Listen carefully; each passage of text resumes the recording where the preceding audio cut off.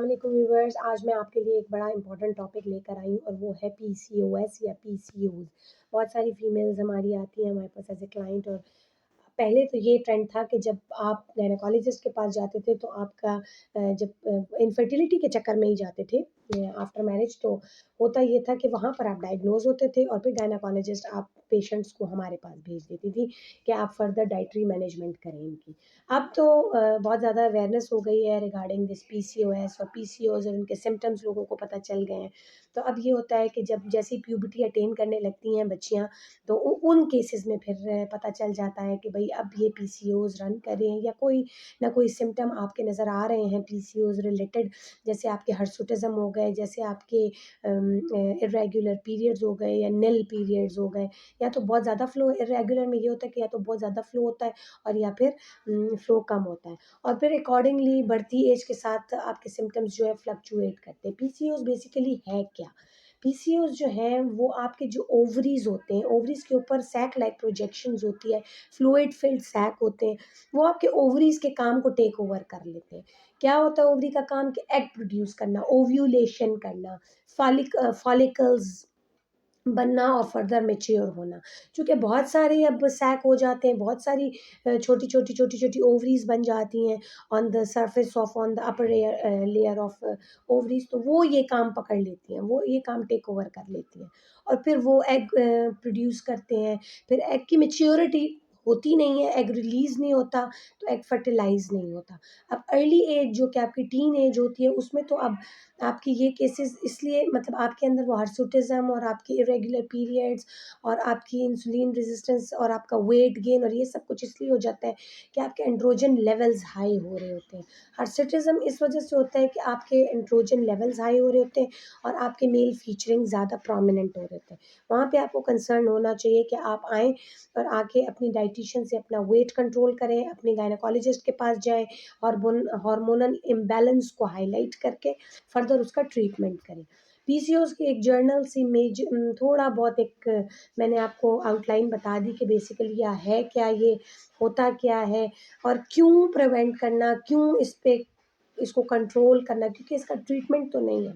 लेकिन इसको हम कंट्रोल, इसके सिम्पटम्स को हम कंट्रोल कर सकते हैं अपना लाइफ़स्टाइल चेंज करके, अपनी डाइटरी मैनेजमेंट करके और मेडिकेशन के साथ।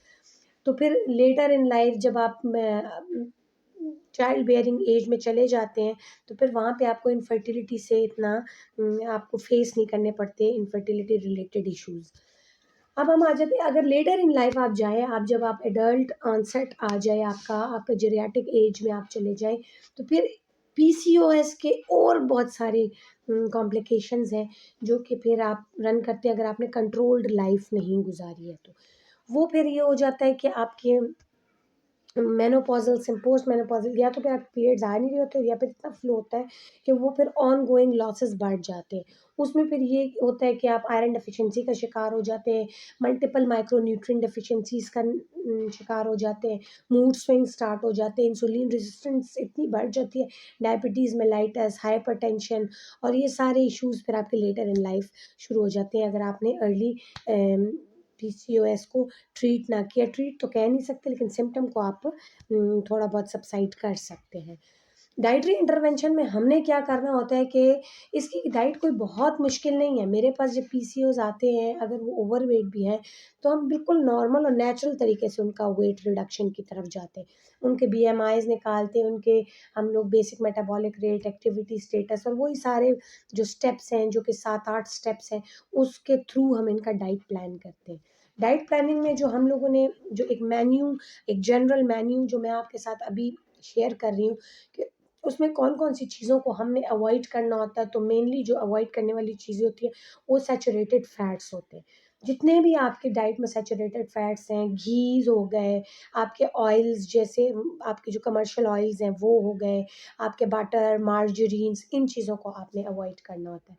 आप नेचुरल सोर्स की तरफ, एमसीटीज़ की तरफ जाएँगे, जिसमें आपका बेस्ट सोर्स है ऑलिव ऑयल हो गया, मस्टर्ड ऑयल हो गया, इन चीज़ों को आप अपनी डाइट में लेकर आएँ, नेचुरल जो ऑर्गेनिक चीज़ें हैं।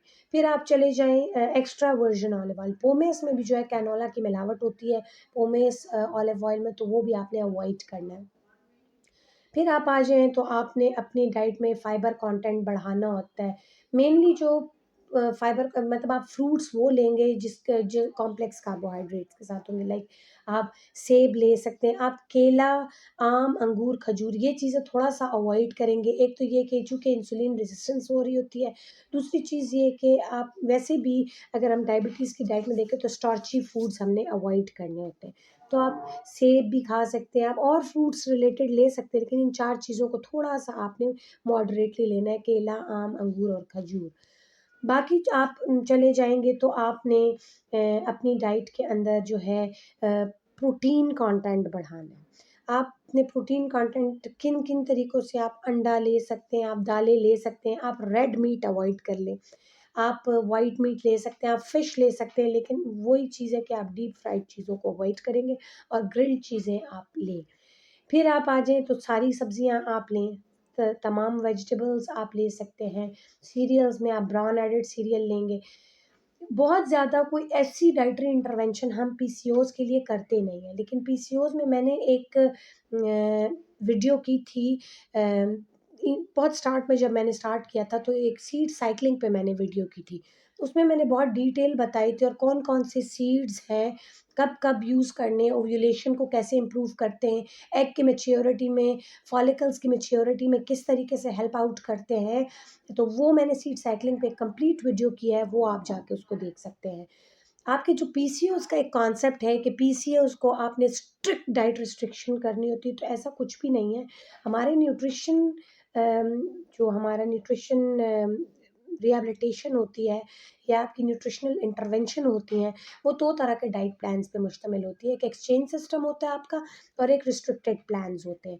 एक्सचेंज सिस्टम में हम कोई ख़ास चीज़ें रिस्ट्रिक्ट मतलब कोई ऐसा डाइट नहीं होता कि जिसको हम कंप्लीटली रिस्ट्रिक्ट करें। लेकिन रिस्ट्रिक्टेड मोड पे हमने बहुत सारी डाइट्स को बिल्कुल कंप्लीटली रिस्ट्रिक्ट करना होता है और बहुत कम मैं रिस्ट्रिक्टेड मोड्स पे बहुत कम जाती हूँ। हाँ, ऐसी कोई वो हो कि जिसके अंदर हम लोग रिस्ट्रिक्टेड मोड पे को फ़ॉलो करते हैं। कोई ऐसी बीमारी जैसे हमारी कोई सीएलडी रन कर रहे हो या लिवर रिलेटेड डिज़ीज़ है, उसमें हम रिस्ट्रिक्टेड मोड पे जाते हैं, वो भी एक ख़ास लिमिट पर जाके।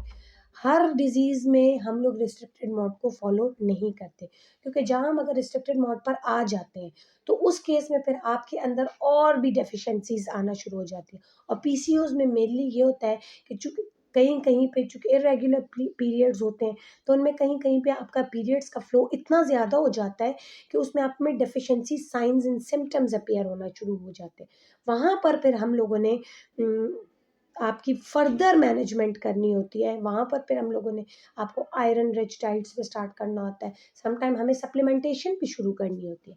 आपको ज़िंक रिच डाइट पे या आपने ज़िंक की सप्लीमेंटेशन देनी होती है या आपने बी12 की, फॉलिक एसिड की, इस तरीके से हमने फिर उन सप्लीमेंटेशन को भी स्टार्ट करना होता है। पीसीओएस की डाइट रिस्ट्रिक्टेड प्लान पे हम करते नहीं हैं। हाँ, ये हो जाता है कि हम लोग सैचुरेटेड फैट्स, बहुत ज़्यादा शुगर का इंटेक रिस्ट्रिक्ट करते हैं, सिंपल कार्बोहाइड्रेट रिस्ट्रिक्ट करते हैं। हम लोग ऑयल, घीज़, बटर्स ये रिस्ट्रिक्ट करते हैं। हम लोग एमसीटीज़ की तरफ जाते हैं, हम लोग कॉम्प्लेक्स कार्ब्स की तरफ बहुत ज़्यादा जाते हैं। और डाइटरी इंटरवेंशन में बहुत ज़्यादा कुछ इसमें नहीं है, पीसीओएस की इस तरह के डाइट प्लान्स हैं। आज मैंने आपको एक ओवरव्यू दिया कि पीसीओएस है क्या, उनके सिम्पटम्स क्या हैं और उनके सिम्पटम्स को हम सबसाइड किन तरीकों से कर सकते हैं। इन द लॉन्ग टर्म उसके क्या कॉन्सिक्वेंसेज़ हैं और डाइटरी मैनेजमेंट हमने कैसे करनी है। इसी के साथ मुझे इजाज़त दीजिए। अपना बहुत ज़्यादा ख़्याल रखिएगा, दुआओं में याद रखिएगा। अल्लाह